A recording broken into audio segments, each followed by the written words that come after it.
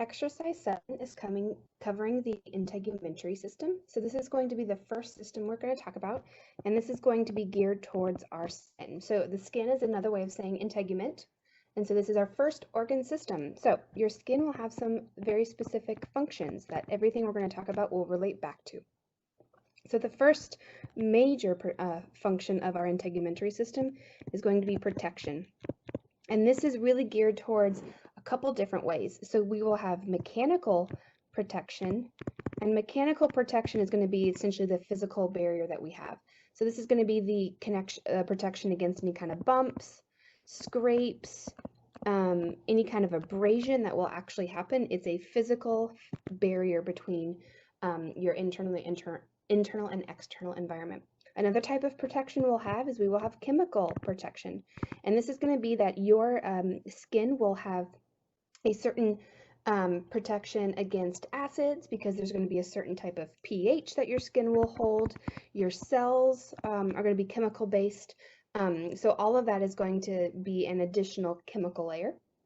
And then we'll also have something called a thermal layer of protection, and that is going to be based on the ability to keep in heat to have that protection preserved. So along with those three types of protection that our skin gives us, it will also be used for insulation in order to have that thermal protection. And it's also going to cushion our internal organs. So it is an kind of a buffer between bumps and lumps and scrapes and any type of protection and cushioning against external forces. It's also going to be really, really, really important with just overall regulation of our body temp or body temperature. So when we talked about our negative feedback cycles, that in lecture was discussed in the first chapter of this course, negative feedback, one of the main priorities and one of the main processes that's kind of the easiest to understand that process is going to be regulating our body's temperature. And your skin is going to have an important function in that world. When we're talking about our integumentary system, this chapter is actually going to be probably the lightest for the first half of the course. It's not very heavy. We're just kind of go through the basic structure of the skin. So when we're talking about the basic structure of the skin, we're going to go through all the different types of cells and layers that our skin will have. So the basic structure, we're going to start with the different regions and cell types that we're going to have. So within our structure, we're going to have two main regions to our epidermis. And to our integumentary system. The first one is going to be, I got ahead of myself, it's our epidermis. So this is our first main function. Within our epidermis, we will have a couple different characteristics and a couple different cell types. So within this region, this is going to be an avascular part of your integumentary system. So there's no blood supply. It is the most external region. So this is the part that is going to be, if this is our environment, it is going to be this top layer of skin right here. It is going to be made up of 4 cell types. So within this region, there's going to be 4 different cell types. The first cell type we're going to have is going to be called keratinocytes. And as a reminder, anytime you see cyte, it will mean cell. A keratinocyte is named for the keratin protein that is going to make up that cell. It is the most abundant cell type. So when we're talking about this epidermis, majority of these cells making up this layer is going to be the keratinocyte. What they actually are responsible for is they are named for the keratin protein, but they're named for that because they actually produce the keratin protein. So they are the production of this hardened protein that will help with this protection concept of our integumentary system. What this cell actually does is it's going to be responsible for durability and giving us that protection ability. So the reason we have that function is the reason we have this particular cell type. What's another important feature of the keratinocyte is that these are going to be tightly connected. So this is our external layer. Remember this epidermis? So these types of cells are going to be tightly connected via desmosomes. So this is something that was discussed in lecture class, but desmosomes essentially will put our specific connection between two different types of cells. So all of our keratinocytes are going to be connected via that manner. The second cell type we will have in this region is going to be melanocyte. Again, cyte. So these are going to be the cells that produce melanin. Melanin, not melatonin. So just remind, it looks very similar and it kind of sounds the same. Melanin. So let me just write that a little clearer. So melanin is going to be a dark pigment protein. So this is going to be a dark pigment. This is what gives different skin colorations to skin. So the amount of melanin in the melanocyte will determine the actual pigment of the skin. So this is the type of cell that actually produces that pigment. So as we're looking at the melanocytes amongst the epidermis, what these are doing is when they create this dark pigment, it is actually going to shield the cells from the sunlight, specifically from the UV rays in the sun. But this protein, melanin, that is produced also has a dark pigmentation. It's a pigment, and it will actually shield the cells from sunlight and UV rays. So whenever you go out in the sun and you get more freckles, it's because you'll have concentrated areas of melanin in one spot. In lecture, it will also cover melanin in concentrations not in a good way, such as cancer, which can show up as not just a freckle, but more of a mole. So just keep that in mind when you start looking at the lecture topics for this week. So we have our keratinocyte, which is producing the hard protein in our epidermal layer. We have our melanocyte, which is creating the pigmentation found in our epidermal layer. And then we have two other cell types. So the third cell type is going to be epidermal cells. These are also going to be called dendritic cells. So epidermal or dendritic cells, and these are going to be responsible for immunity protection because we do have this outside layer that is the barrier between our internal and our external environment. We want to make sure we have a layer of immune protection. So these are going to live in the epidermal layer and provide that. And then the fourth type of cell we will have are going to be called tactile cells. These are also called, I got too close there. Tactile cells.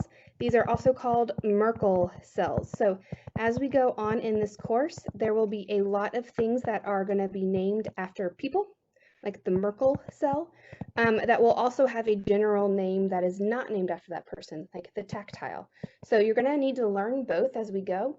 Mainly, things were discovered. They were named after the person who discovered them, but then science kind of realized that across the board, we need to have the description of whatever it was more geared towards what it actually does, not the person who discovered it. So when you go through A&P, there will be a lot of things that you'll actually learn that are going to be two different names for the exact same thing. One is usually going to be the name of something or a proper name. The other one is actually going to be description of what that item is. So Merkel cells are also called tactile cells. We will see these again in the second half of the course when we get to the nervous system, but what these act as is these are the sensory receptor. So these are the cells that will actually live in your epidermal layer, pick up changes in your external environment, and then make sure that that external environment communication is sent to your brain. So when we're talked again in first chapter of lecture, when you were covering the negative feedback cycle, part of that was a sensory receptor in the skin picked up a change in temperature. Specifically, that receptor would now be called a tactile cell. So these are our four layers that are going to be found in this first epidermal region. So here is our environment. So here's our sun hanging outside. Here's the inside of our body. This epidermis is this first chunk that is the barrier between the environment and the inside. So we've got these four cell types, but we have 5 layers. So all of these, so looking at the 5 layers of your epidermis, we're going to start from the most superficial layers, and we're going to go to the deepest layer of our 5 layers. So superficial is going to be the one that's closest to the outside environment, and the deepest is actually going to be the most internal. So we're going to go with these 5 layers and go this direction. So starting with, we're going to start way down here with the deepest layer, and we're going to go through this process. So the deepest layer of your epidermal layer is going to be the stratum basale. Stratum basale. Basale is going to be base, so this is the bottom layer. So inside this layer, this is where you're going to have constant mitosis. So these cells are going to be constantly dividing and replicating and making more new epidermal cells. About 10 to 15% of these are going to be melanocyte. The rest of these are going to be your keratinocytes. So it's a large chunk that is going to be made up of keratinocytes. This is a very very important layer because of that constant mitosis is constantly creating new skin cells. You'll also find tactile cells here, so that's sensory perception. The next layer is going to be your stratum spinosum. Stratum spinosum essentially is just going to be named for the cells that look like they have spines. And they will look like this after death. They actually do not look like this if you're looking at living tissue. It's a very interesting process. But these cells will look like they have tiny little spines coming off of them. That's the stratum spinosum. And these are going to be pushing upward. So after your stratum basale, we are going this direction. The next layer of your epidermis is going to be your stratum granulosum. Your stratum granulosum is your third layer. This is going to be a thin layer, and these cells will have granules. So granules are just going to be things inside the actual cell that are going to look like kind of like marbles or pieces of sand. And those are going to help give it a little bit more of structure from the inside. At this particular layer, your cells are going to start to die. So we have, remember, in our epidermal layer, there is no vascularization. So that means that we are getting our blood supply from at least below this stratum basale layer. So with that being said, by the time you get up to the third layer, the stratum granulosum, cells don't have access to your blood supply, which is way down here. And so this is where they will actually start to die and create a covering of these dead skin cells. Our next layer, after our basale, our spinosum, and our granulosum, we will actually then have our stratum lucidum. So your stratum lucidum is named for lucid, which means it's actually kind of a clear, it's a very thin layer. You may not actually have this layer on certain parts of your skin. If you have a thick skin, like the thick skin that is on the palms of your hands and the bottom of your feet, you will have this stratum lucidum layer. If you're talking about thin skin, that is your scalp or the area of your back, it may not actually have this layer of cells. So this is going to be a very, very skin thin layer of cells. And this is essentially just going to be the layer leading into the next layer. So its primary function is really just going to be a buffer between granulosum and the last layer. So the last layer is going to be the stratum corneum. And this layer of your epidermis is the most external layer. It's also going to be the layer that is going to be all dead cells. So your most external layer is going to be considered your layer that is essentially all dead cells, which is why you have skin that will flake off or get shed when you brush up against things, just normal everyday life. This is where you will essentially have that protection, that most important protection that we need to keep our inside environment separate from our outside environment. So this stratum corneum layer is going to be consisting of some cornified cells. And cornified cells means that they have essentially hardened. So looking at our epidermal layers, this is region 1. We have 5 layers. the stratum basale, spinosum, granulosum, lucidum, and corneum. So this stratum just means layer. So that's the Latin word for that. So all of these essentially are just layer and then the name. So that's the first region, is your epidermal region. Your second region is going to be your dermis. So this is going to be underneath the dermal layer. Underneath the epidermal layer.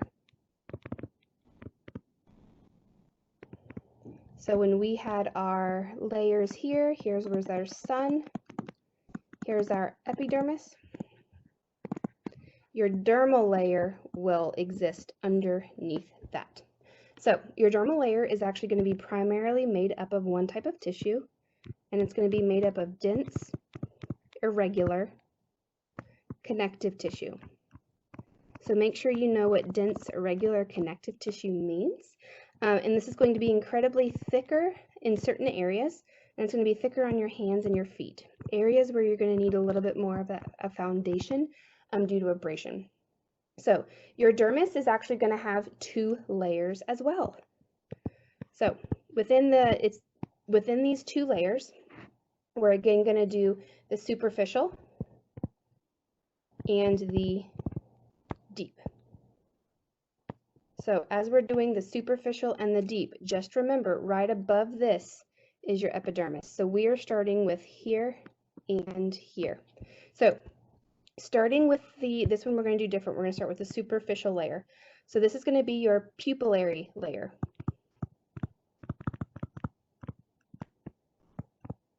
So within your pupillary layer, again, this is going to be the most superficial. It's the closest to the outside environment. This is made up of primarily areolar connective tissue, in addition to the dense irregular, and it's a very uneven surface. So when it actually connects to your dermal layer, so it will actually connect to the bottom layer of your epidermal layer, which is going to be your stratum basale. So when it connects to the uneven stratum basale, it does not connect as a perfect flat line. It will actually connect more in this uneven kind of perspective. With your stratum basale being above it and your pupillary layer being underneath it, it will connect in this kind of like corrugated cardboard manner. And then the next layer is going to be your reticular layer. And this is the deepest layer. Inside these 2 layers is where you will actually find nerve tissue.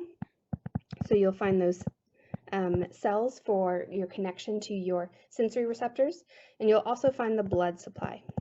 So there's no blood supply in your epidermal layer, but there is in your dermal. So that is where the blood supply and the nerve tissue is actually going to come in. So the focus of this exercise is really just to understand these layers, how they are actually organized within each other, and be able to do the layers from the outside environment, from the most superficial, all the way through the 5 epidermal layers, and then through the 2 dermal layers. So know the 7 layers of the skin, and kind of be able to understand and how the 4 cell types work within that arrangement.